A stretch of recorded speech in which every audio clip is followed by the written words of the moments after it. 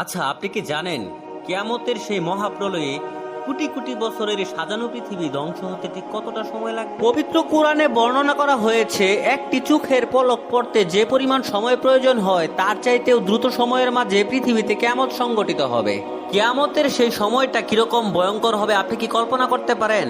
একটি মা প্রসব যন্ত্রণায় চিৎকার করছে, কিন্তু কিয়ামত সংঘটিত হওয়ার যে সময়, সেই সময় পৃথিবীর কম্পনে সে ভুলে যাবে সে বাচ্চা প্রসব করছিল এবং সে সেই অবস্থাতেই জীবন বাঁচানোর জন্য দৌড়াতে শুরু করবে। নক্ষত্রগুলো ভেঙে গুঁড়ো গুঁড়ো হয়ে আগুনের গোলার মতো পৃথিবীতে ভূপাতিত হতে শুরু করবে, আর আকাশে থাকা সূর্য সেদিন হারিয়ে যাবে অন্ধকারে অতল গহ্বরে। পৃথিবী এমন ভাবে কম্পিত হতে শুরু করবে, আকাশ এবং জমিনের মাঝখানে যা কিছু আছে সব ধুলোর সাথে মিশে যাবে। এই সকল কিছু ঘটতে শুধুমাত্র একটি চোখের পলক পড়তে যতটা সময় প্রয়োজন হয়, ঠিক ততটা সময়ের পূর্বেই এটি সংঘটিত হবে।